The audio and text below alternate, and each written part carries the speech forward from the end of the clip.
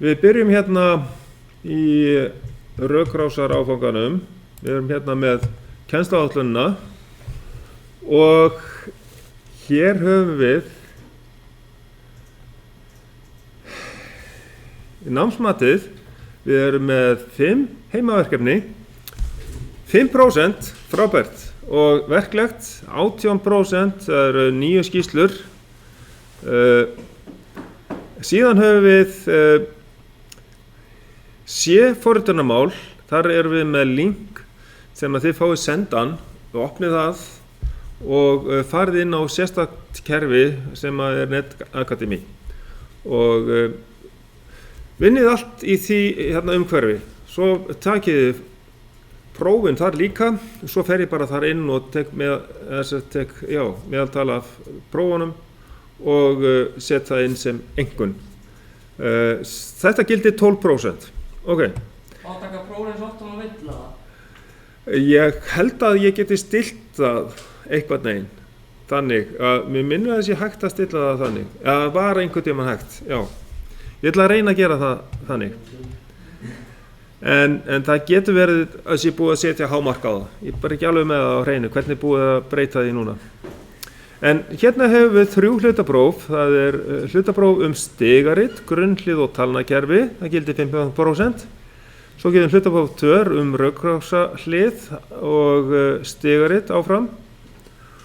Og síðasta hlutaprófið það er minnisþætti og þetta er Arduino, þess vegna setja ég inn forritun hérna. Og svo í lokamatstættinum, það er líka próf úr öllu efninu og það er þá 20% sem það gildir.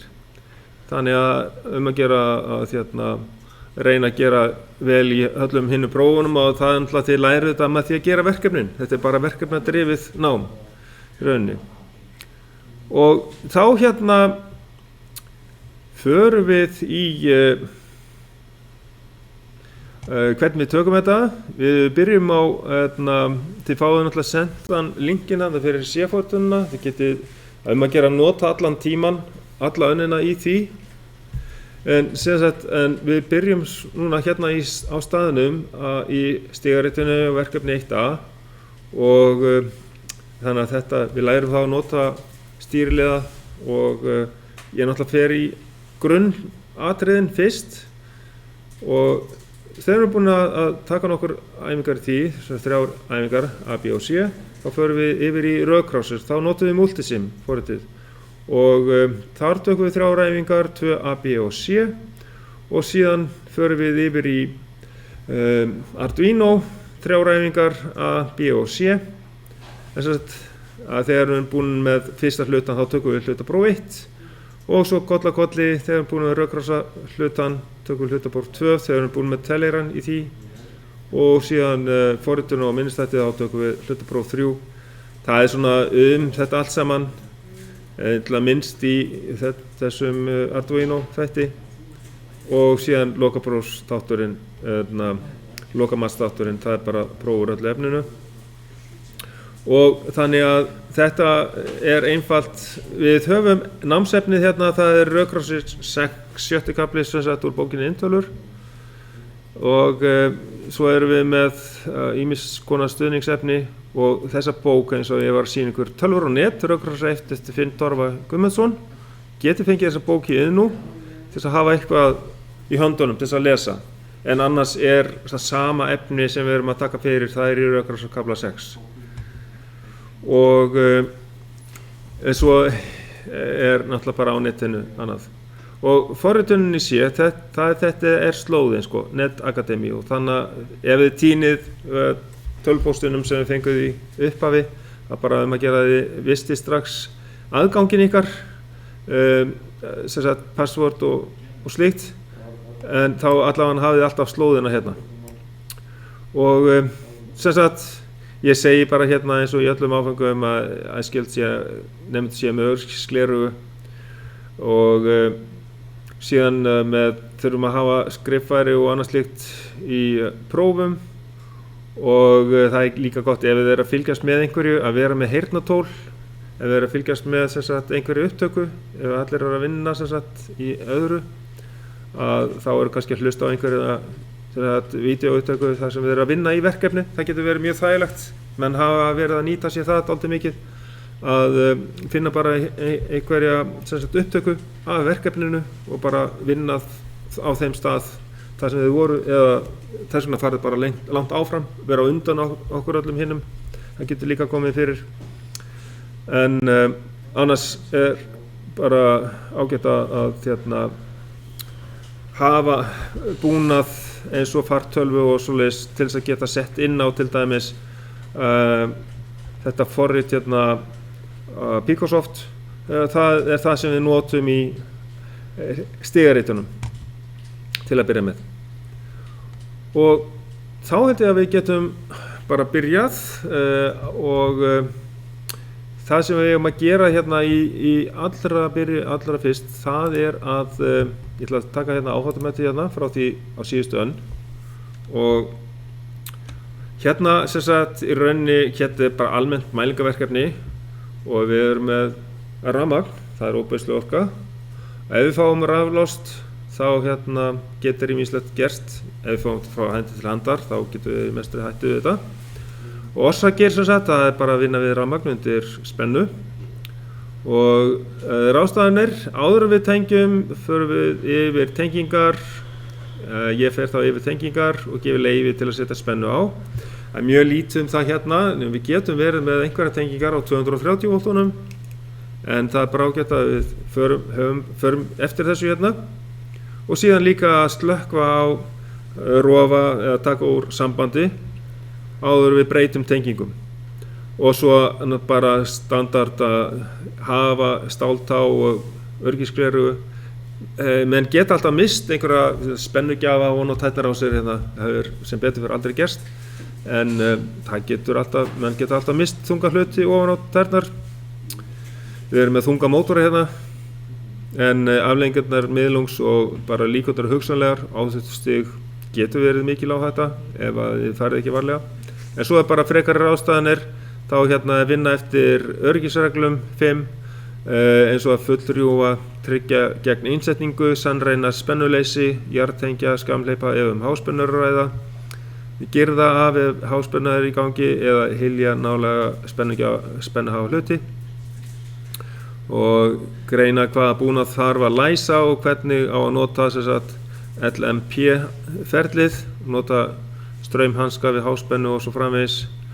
Og þannig að þið skulið kynna ykkur þetta vel og sem sagt þetta LMP, það er að læsa, merkja og prófa aðferðin og sem sagt að nota þá persónulása, kynna okkur það því að það getur verið að sé hægt að setja upp svona einn lás með mörgum götum og þá getur hver og einn, ef margir að vinna við sama verkið, að setja lás frá hverjum og einum sem að þarf að vinna við viðkomandi hluta rafkerfis. En við í skólanum erum við með lítið af svoleiðis áhættu, þannig að ef allt þetta er gert, þá er lítil áhætta. Þá bara fyllum við þetta út og ég tek inn að mætinguna ykkar og við förum yfir það. Þannig að við erum búin að gera áhættumatið fyrir þessa önn og það kemur þá allt fram það sem við erum búin að fara í gegnum. Svo bætum við bara þeim á blað sem að eiga eftir að koma og svo höldum við áfram. Ok. Og þá undir efni þá getið alltaf nálgast þessar upplýsingar áhættumatið og líka getið farið inn í tengilinn og skoða þetta hvernig við fyllum þetta út og allt það. Svo höfum við ýmiss konar efni sem við getum farið í. Það með sé að höfum við upplýsingar grunnhlið og það sem við byrjum á að læra allt saman og það er í kafla kennslu, kennsluefni. Það er kennslubók kafli 6. Þar fáum við upplýsingar grunnhlið og allt svoleiðis og líka í efni frá hérna Festo, rauðkrossartöflur frá Festo, það mjög gott efni og þannig að þar förum við líka yfir í hérna grunnhliðin, samsett hlið, þar sem nandhlið, norhlið, exklusív orhlið og exklusív norhlið. Það aðalega þá í sambandi við rauðkrossartöflur frá Festo, þar fáum við þær. En við byrjum á grunnhliðunum hérna í kennslubók kafla 6 og þegar að hérna þið hafið einhverja lausa stund og viljið aðeins leika ykkur í þessu, þá hérna rauðkrossarleikur. Ég veit ekki hvort hann virkur ennþá, en við skulum sjá, það smella hérna á, jú, það virðist eitthvað að vera hérna. En málið það að við þurfum að virkja hérna Adobe Flash Player og hérna reyna að fá hann í gang. En þannig að hérna þessi rauðkrossarleikur og það hérna and og or og allt svona. Þegar þið komnir aðeins að staði þessu, þá getið þið farið í það og athuga hvað þið komist langt. Kannski alla leið í honum með öll hérna þrepin. En byrjum samt í kennsluefninu rauðkrossarnir og við hlöðum líka niður, eða við opnum forrit sem að þar sem við teiknum upp stigaritin. Byrjum við aðeins að skoða kennslubókina. Það sem að við farið strax í hérna grunnurinn í þessu öllu saman, fyrir tölvurnar og allt þetta kerfið. Það tvíunda kerfið, þar sem við bara með 0 og 1 og það getur verið 0, getur þýtt sem sagt lágt gildi á spennu, næstu því 0 volt og hátt gildi 1 sem getur verið næstu því til dæmis 5 volta spenna. Svo getur við verið með inntölukerfi sem er 0 og 24 volt, þannig að þetta ekki alveg allstaðar, skiljið. Það sem er 0 og 5 volt. Við getum verið með lægri spennu með sjá. Þetta ekki 3,5 volt sem er á sömum kerfum? Ég held það. Og þannig að þá það hátt gildi og lágt gildi á 0 volt. Yfirleitt. Svo not, or og and, þetta grunnhliðin. Þá hérna erum við með not-hliðið, það tákn fyrir það í ANSI kerfinu, eða staðlinum. Það lítur út svona og sannleikartaflan bara einfaldlega þannig, eingangur A, ef það lágt gildi á honum, þá fáum við 5 volta spennu út, það kemur hár út og ef við setjum hátt gildi inn, þá fáum við lágt út. Það bara þetta snýr merkinu við, skiljið. Mjög einfalt þegar maður þetta gerir. Orvirknin þá þannig að það eins og hliðtenging og við skoðum hérna, já, þessa mynd hér, þá erum við með hliðtengingu á 2 rofum A og B, að nóg að setja bara annan rofan inn, þá kemur ljós. Og eins með þetta hlið hérna, að nóg að hafa annan inganginn virkan, A eða B, þá kemur hár út. Þannig að þetta tákn hérna ANSI táknið, bandaríski staðallinn, en evrópski staðallinn hérna fyrir neðan, eða ESC staðallinn. Það meira eða jafnt og 1. Það þýðir það, ef að 1 eða fleiri ingangar eru með hátt gildi, þá kemur hár út. Það segir okkur það. Meira eða jafnt og 1. Ok, og þetta við köllum við sannleikatöfluna og formúluna, sjáum við hérna, búlformúluna. Hér á plúsin táknar hliðtengingu. Þannig við getum þess vegna, þegar við byrjum að læra þetta, þá getum við skrifað plús hérna inn í þetta hlið. Þannig að A plus B þýðir að A eða B gefur okkur hátt gildi út. Svo skulum við skoða andvirknina. Þar erum við með raðtengingu. Þá táknum við raðtengingu með sinnum. Getum við skrifa bara sinnum hérna inn í þetta. Það punktin hérna inn í þetta. Það sinnum. Og það þýðir það, við verðum að íta báða rofana A og B til þess að fá hátt gildi út, til að fá ljós í kvikni og að sé hár út á útgangi. Og sannleikartaflan segir okkur það kemur ekkert bara 0, 0, 0 ef við erum bara með annan rofan inni, sem að þið skiljið náttúrulega fullkomlega hérna. Og ef báðir róðarnir eru inni, þá fáum við háan út. Svo að bandaríski staðallinn ANSI sýnir okkur hérna, þetta tákn hér og við notum hann mjög mikið vegna þess að multisim hermirinn sem við notum mikið, hann sýnir okkur bara bandarísku táknin. Við eigum ekki ESC táknin í multisim forritinu. En við þurfum að geta lesið líka teikningar sem eru með ESC táknunum og það er hérna and-merkið sem sagt, og-merkið og táknið, þið kannist við þetta, mjög frægt hérna og Jónsson og Kóper, þó ég sé ekki að auglýsa það sérstaklega, þá var þetta það tákn sem að ég hjó alltaf strax eftir í byrjun þegar ég sá þetta tákn hérna og-merkið. Og hérna, það eru fleiri fyrirtæki sem að nota þetta á milli sem sagt, orða. Þannig að þetta hérna, þekkjum við úr okkar umhverfi. Þannig að þetta eru þessi 3 grunnhlið og virknin á þeim. Og við getum búið til þessa virkni til í stigarétti. Það sem ég ætla að sýna ykkur áður en við gerum það er á innunni hérna, það er rökrásatöflur frá Festo. Alveg gríðarlega frábæra töflur. Og ég ætla að sko aðeins að sýna ykkur líka bara rétt áður en fyrir mig þær.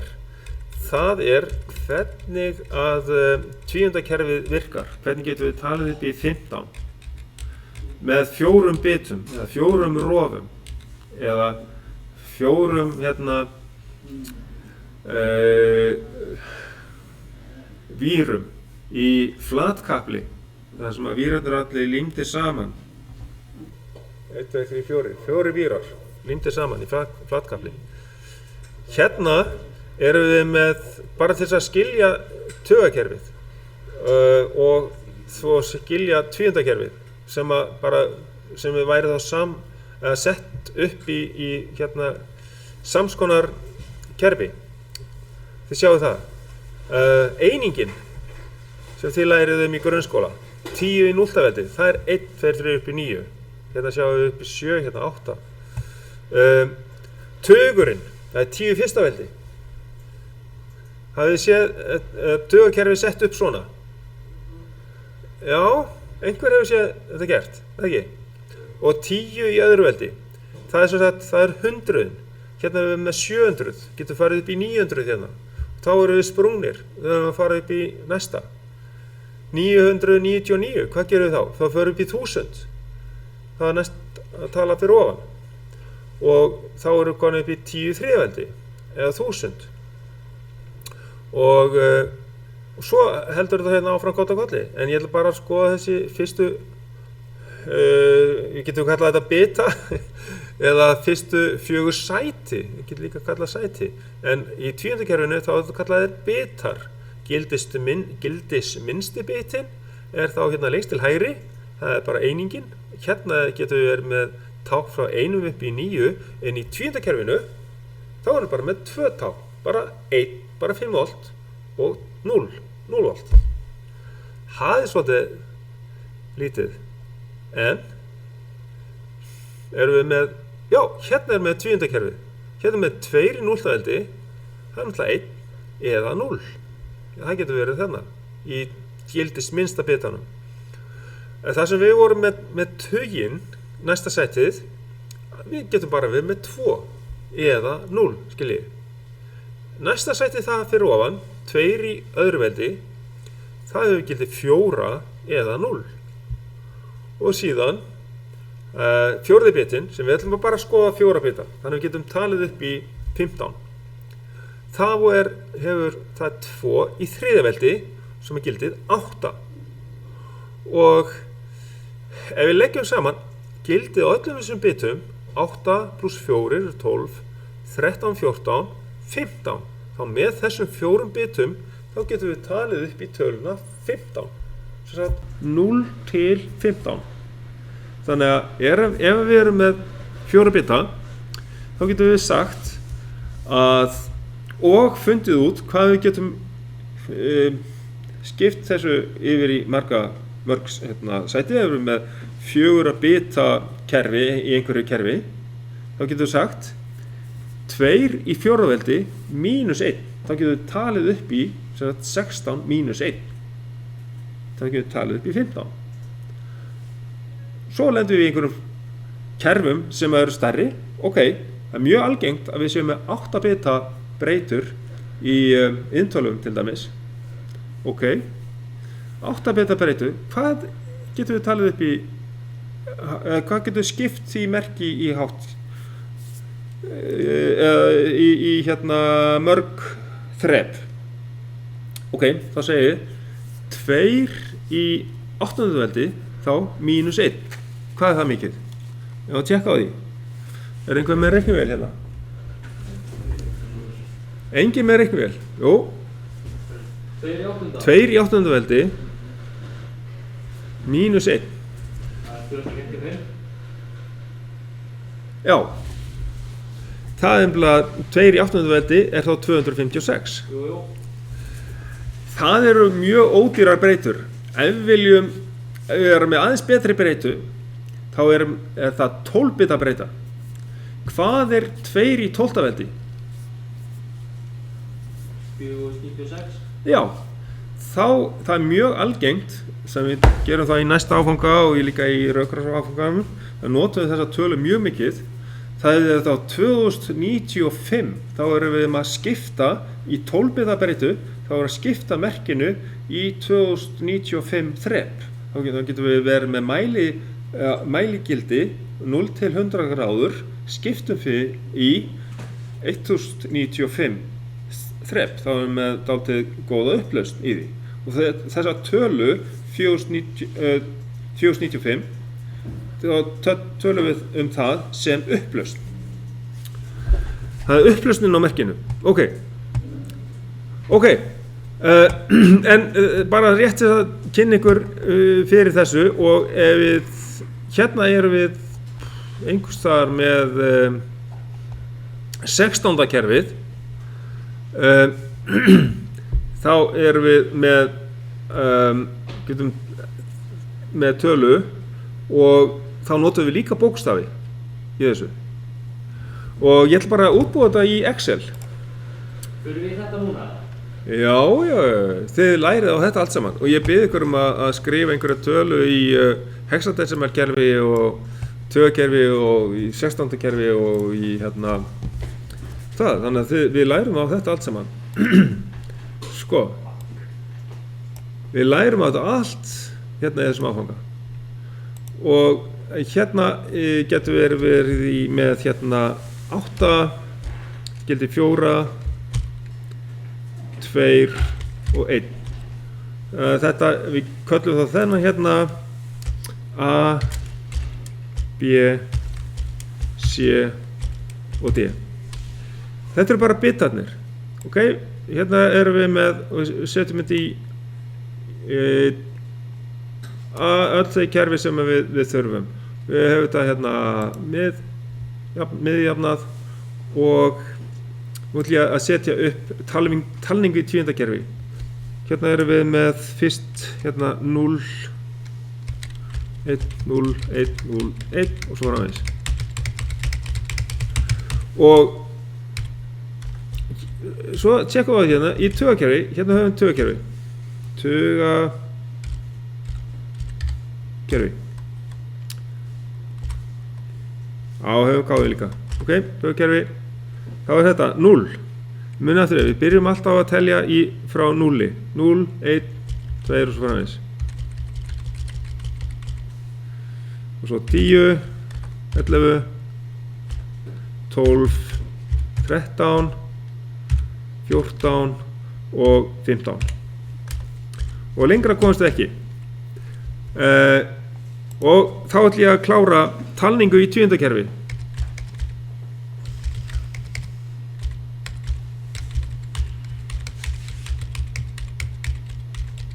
Svona, þetta B-ið, það bara sjaldnar, og svo C er ennþá sjaldnar, og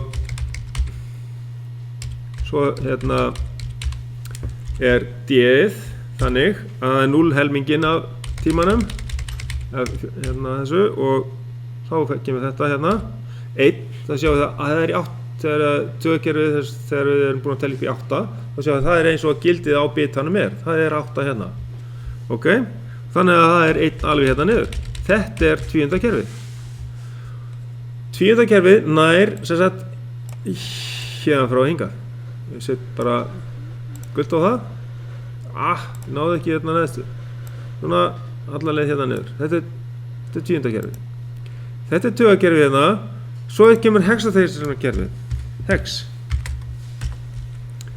og þá er það bara copy-paste hérna niður í 9 veitu af hverju við getum notað 7 segment kub til þess að tákna allt þetta hérna en svo í tugakerfinu þá þurfum við 2 7 segment kuba til þess að búa til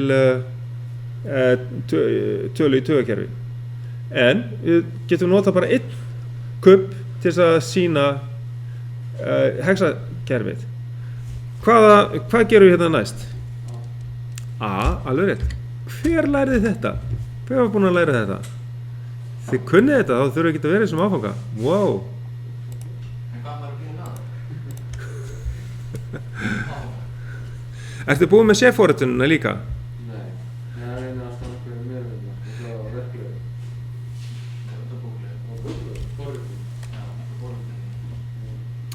Ok, hérna þá hérna já, við þurfum bara að meta það hvað þú búið með mikið, við skoðum það B, C, D, E og F þá notum við sem sagt þessa bókstafi í hexadesilkerfinu til þess að tákna restina og þá getum við nýtum við miklu betur þú veist alla talninguna og nýtum við minnið miklu betur með því að nota hexadesilkerfi tugakerfið, þetta er bara sóun á minni sjáu það og þá þurfum við að telja aftur upp sem sagt með þessi hluti hérna væri í rauninni þá þyrftum við að endurnýta hann eða værum ekkert að nýta hann sjálfur sér en það getur vel verið að það sé vitlaust hjá mér og þetta sé nýtt einhvern veginn en þetta er allavega góð nýting á einum bita eða á 7 segment displayi og ég veit ekki hvort að þið viti hvað ég er að tala hvað er 7 segment display sjáu þetta hérna er 7 segment display af hverju heitir þetta 7 segment display 1, 2, 3, 4, 5, 6, 7 þeir eru 7 ljóstíður í þessu eða partar í þessu hérna getum við táknað frá 1 upp í 9 og A, B, C, D, E og F flott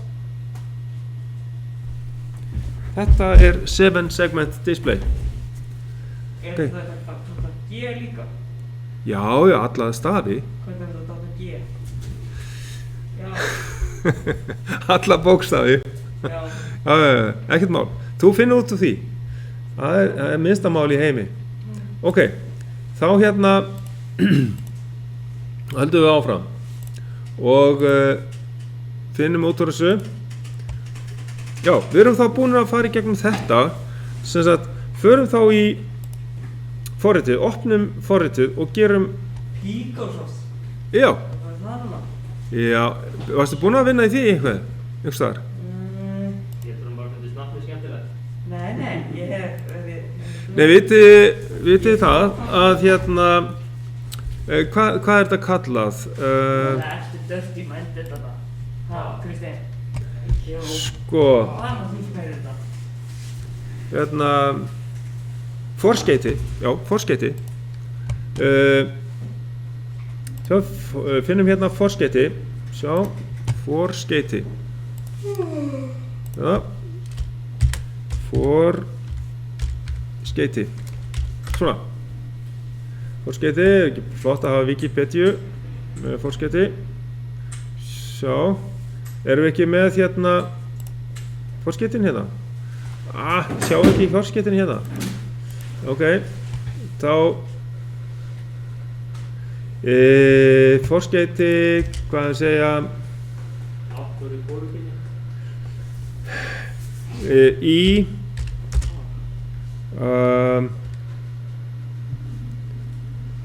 tölum. Já. Forskeyti SI-kerfisins. Já.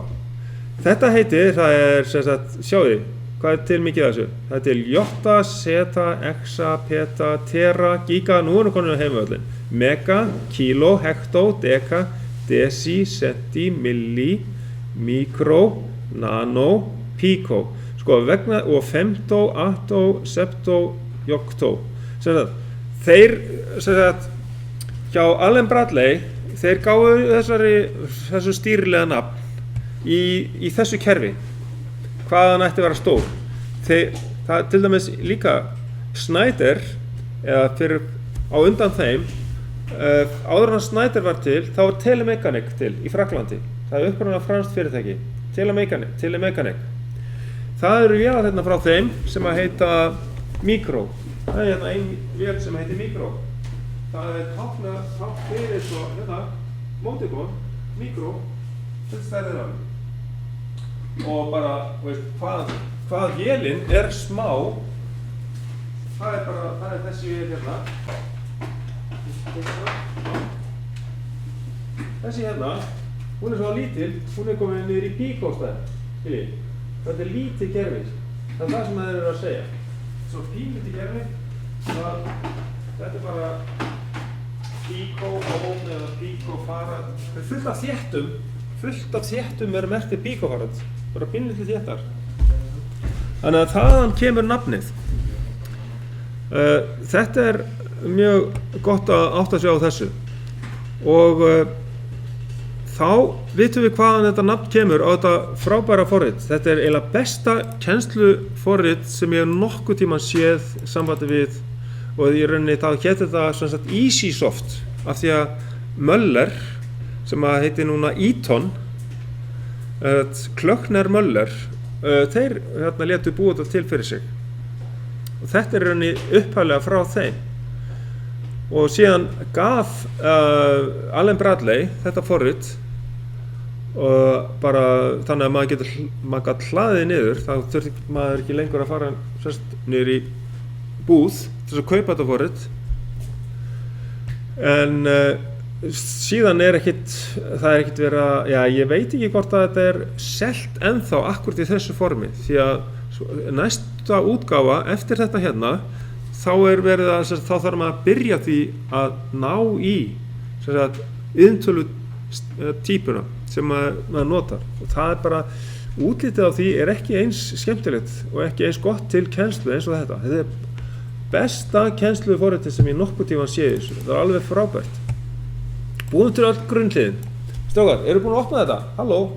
Já, þeir eru komin með þetta komið. Ertu búin að hlaða þessu niður? Nei? Heyriði, byrja á byrjuninni, er ekki linkurinn hérna á... Nei, býtu við, ég á að vera með þetta hérna undir forrit. Hérna, Picosoft 3, þið náið þetta hérna. Bara 3, já, það skiptir máli. Þetta forrit er Picosoft 3, og ef að þið lendið í stærra verkefni, þá náið þið í Picosoft 6. Ok. En semst, ef að þið eru strákar, það er á öllum vélunum í skólanum, skiljið. Ef að þið eru með fartölvur, já, þú ert með þetta forrit núna, já.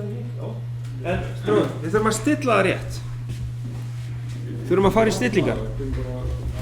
Já, þetta er þjappað, sko. Þú getur ekki afþjappa það með semensip. Það er ekki hægt að afþjappa það með semensip, þar sem við þurfum að náiði líka í forrit sem er hérna, afþjöppuna forrit fyrir SIP-skrár sem að heitir WinRAR. Náið í það. Og hún segir að þið þurfið að kaupa, en við getum notað eitthvað á þess að kaupa alveg strax. Við getum svo keypt það seinna, þegar hún er rosalega ánægð með það. Ok. Og þá setjum við upp fyrst notthliðið.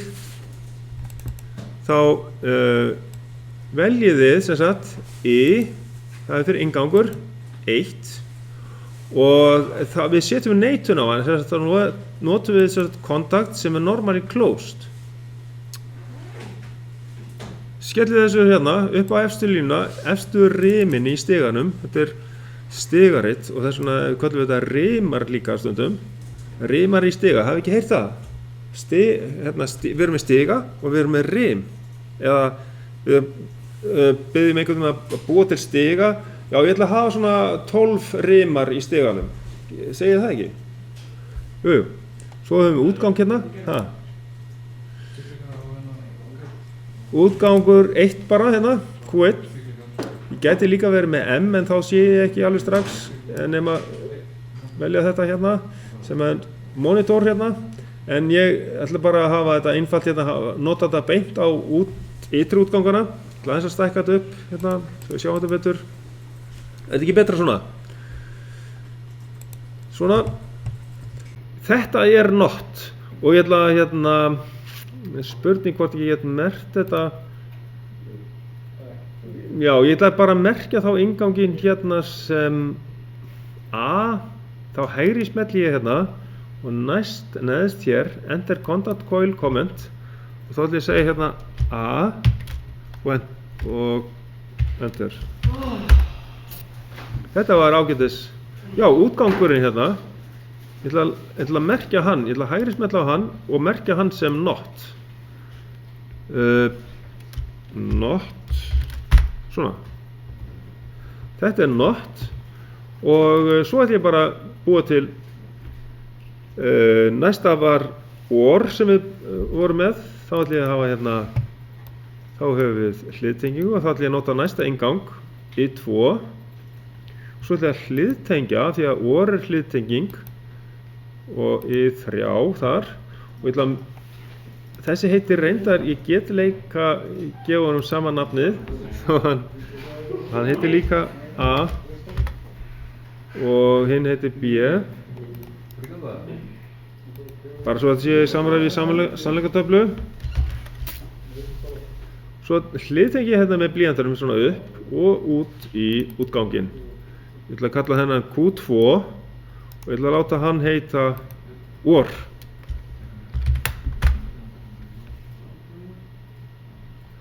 Og já, ég hægri smelli og neðst er enter contact coil comment. Hvernig er það?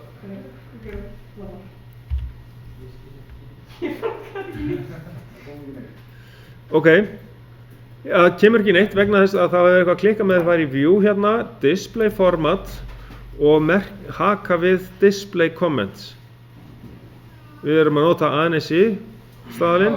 Hvað sem er það? Við förum þegar við fyrir view og display format, þá sjáum við það þar. Það verður að display comments, það verður að vera að haka við það. Og við erum með ANSI staðalinn, svoleiðis er það. Ok. Hægri smellir á það? Já, ég hægri smelli á til þess að merkja, fara í enter contact coil comment, þá verður ég að hægri smetla á þáttinn. Enter contact coil. Já.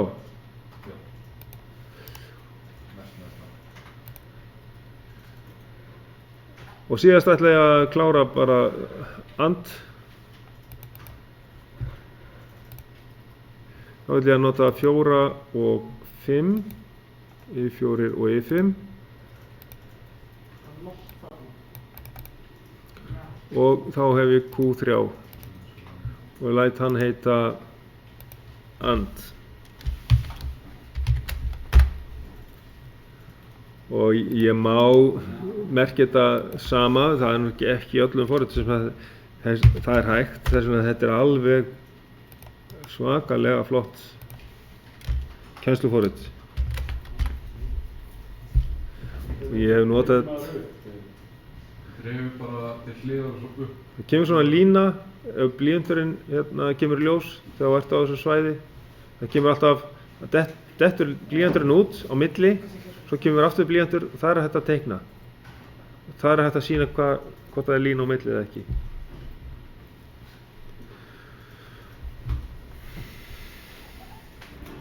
Ok. Þá ætlum ég bara að bíða þangað til að allir eru búin að gera þetta og síðan prófum við þetta hérna. Já, ég ætla bara rétt að sýna hvernig ég myndi prófa þetta. Þá fer ég hérna til þess að setja hérna á run, hérna á play takkanum. Ég færi þetta hérna bara aðeins nær svo ég hafi þetta nálægt mér. Ég sé strax að ég er með lágt gildi hérna inn á rofanum. En ég ætla að breyta öllum rofanum í af-á takka. Þá stoppa ég þetta og fer hérna efst upp til vinstri. Þið eru allir með þetta þannig, það er semst allir rofarnir eru af-á hjá ykkur. En við getum svo breytt, ef við þurfum starttakka einhvern tímann, þá getum við fært það yfir á eins og þennan dálk hérna. Og ef við þurfum stopptakka, þá getum við farið með dálkinn sem lengst hérna til vinstri. Þá er normally closed rofi eða þrýstinappur og normally open þrýstinappur er næstu við. Svo er af-á rofi hérna, hann er normally closed og af-á rofi normally open. Þannig að þá höfum við núna á öllum... Hvar er ég að hafa þetta? Hvernig fæ ég þetta? Hvar er ég að hafa þetta? Í endanum, alveg til hægri. Já. Já, ok. Alla rofana, alla til hægri. Þegar við prófum þessa rás. Þannig að þegar ég set í gang, þá er 0 inn á fyrsta innganginn í 1. Ef ég set hann inn, þá breytir neituninni í 0, þannig að það slokknar á ljósinu. Þannig að við sjáum hérna að ef ég færi þetta hérna til, þá sjáum við að ljósið, það sýnir að útgangur Q1 er virkur. Og ef ég set hann inn, þá slokknar það á honum. Og síðan þá er nóg að íta á annað hvort 2 eða 3, A eða B hérna, að þá kviknar útgangurinn, ef ég kveiki bara á 3, þá kviknar líka á hinna leiðina. Þetta er OR-hlið, eða OR-virkni. Og svo er það sama ef báðir er inni. Ok, og þá sjáum við hérna að 2 ljósið á þessum hérna verður virkur. Og við þurfum að, það er ekki nóg að íta bara á annan innganginn hérna, inngang 4, við þurfum að íta á E5 til þess að útgangurinn hér Q3 verður virkur og þá sjáum við hérna og að hérna útgangur 3 hérna á svuntunni hérna verður grænn. Q3 verður grænn hér. Ef að við myndum nota innri útganga sem ég ætla aðeins að sýna ykkur hvar eru, svo við byrjum strax á því að skoða þá ef ég myndi breyta öllu þessu hérna í innri útganga, ég get gert það, þá eru þeir kallaði markerar, marker 1 og ég set hérna marker 2 og marker 3.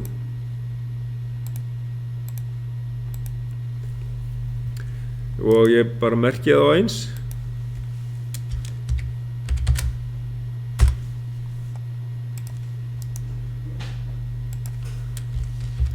Og ég laði þess að sýna ykkur hvernig við vinnum með þá. Þeir tengjast ekki út úr undirtölvunni. Þeir eru mjög mikilvægir til þess að byggja upp virkni í stigaritinu. Það sem við erum að búa til. En svo getum við tekið merki frá þeim og sendt út á ytri útgangana. Við erum í stundum tilfellum, kannski með stýrilega, sem við bara með 4 ytri útgangum og það er alveg nóg, en getum við búið til virknina með því að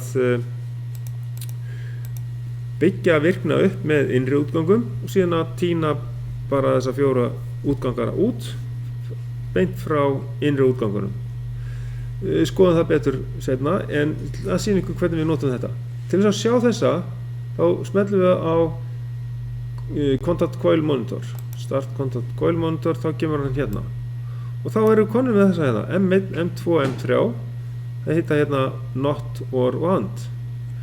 Og ef maður vill breyta einhverju, þá getur maður farið hérna og farið View Contact Configuration, a New Contact Configuration, og þá getur maður eitt þessu öll saman í burtu og sett upp nýja. Ég get til dæmis bætið hérna M6 eða I6 eða einhverju sko, og ég get farið smelt á New Configuration, og hins vegar þá ætlum ég bara að vera með M í þessu, og þá eru þeir hérna M1, 2, 3, 4 sem að, já, í rauninni ég bara nota M1, 2 og 3 not or want, og þá sem ég bara ok þá minnkar það niður í það og ég smelli á þetta hérna og þá getum við fylgst með því.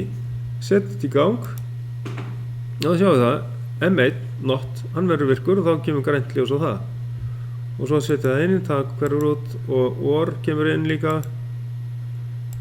og ef ég set hérna AND þá kemur AND M3 út hérna. Þannig getur við nálgast það, þó að þetta sé ekki tengt út úr eintölunni, þá er hægt að sjá stöðun á þessu á innri útgangunum sem marker 1, marker 2, marker 3 og svo framvegis. Mjög gott að vita það, kalla þeir innri útgangar vegna þess að þeir eru bara inni í hérna tölvunni. Þetta er svona eins og bara transistorar sem að koma á eða minnstættir sem koma inn og geta haldist inni, sérstaklega ef við setjum hérna set og reset sem sagt á þá geta það haldist inni líka. Alveg sem með ytri útgangana getum við líka verið með set og reset á þá. Það við kynnumst því í verkefninu sem við erum að fara í núna. Það er akkurat 1A sem við ætlum að byrja á, og opnum það bara hérna. Hérna erum við með verkefni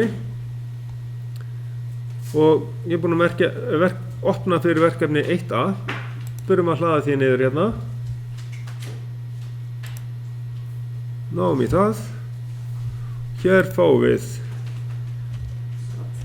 og hér er gert ráð fyrir að við séum að vinna með Easy stýrileiðana, og þá hérna get ég náð í það, og við getum jafnframt unnið þetta líka í þessu forriti og sett inn myndir úr því eins og ég hef verið að gera hérna, og bætum því inn í bara með snipping tool, og hérna segjum við frá því sko, hvernig við eigum að hreinsa minnið á Easy stýrileiðanum. Ég ætla bara að ná í þá hérna, og þá ítum við á OK takkan, svo já, það er í rauninni, það er hérna, það er skrifað hérna OK, program, delete program, og svo aftur á OK til þess að staðfesta með OK. Þannig skrifið þetta inn, og svo hérna setið þið inn á sjálfan stýrileiðan og sjáðu þið bara í glugganum á honum. Setjum ytri útgang og S fyrir set útgang, R fyrir reset útgang og kippleiða útgang hérna, og skoðum þetta beint á glugganum, og svo jafnframt getum við sett þetta upp í forritinu eins og við sjáum hérna. Setjum nákvæmlega upp þetta stigarit hérna og prófa það, og með því að prófa þetta á sjálfum stýrileiðanum þá þurfum við að fara með escape út úr þegar við erum búin að setja þetta inn, og lærum að stimpla þetta allt saman inn, og þá förum við í valmynd og setjum á run. Þá stoppa ég hérna aðeins já, við ætlum að setja þetta hérna bæði inn í stýrileiðan og líka hérna inn í forritið. Sjá, þá erum við með búin til hérna nýtt skjal og fáum hérna inn að færa þetta hingað svo ég geti skipt þessu hérna niður. Ok.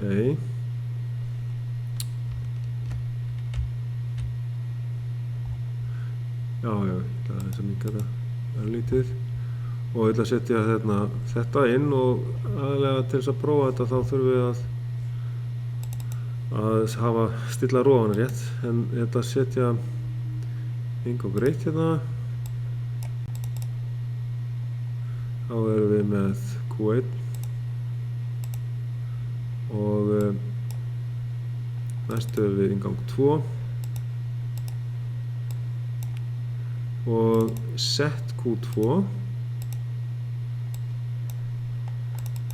Næst höfum við reset Q2 því að við erum með sama númer á útganginum. Við þurfum að setja hann hérna háttgildi og hann helst vegna þess að þetta er minnistáttur, set reset minnistáttur fyrir útgang Q2 og hér höfum við á neitaðan inngang sem sagt stopprófa, hann er normally closed alltaf og þá þurfum við að hafa neitum hér og síðasta rófa sem við setjum inn hérna I4 það verður þrýstirofi fyrir kippliða og þá höfum við það kippliða hérna sem er þá Q3 og nú setjum við rófana. Það er hérna efst í listanum hérna til vinstri. Það er eins og normally closed og normally open rofi og þá höfum við efsta, hann er af á, hann er réttur hérna, normally open, af á rofi.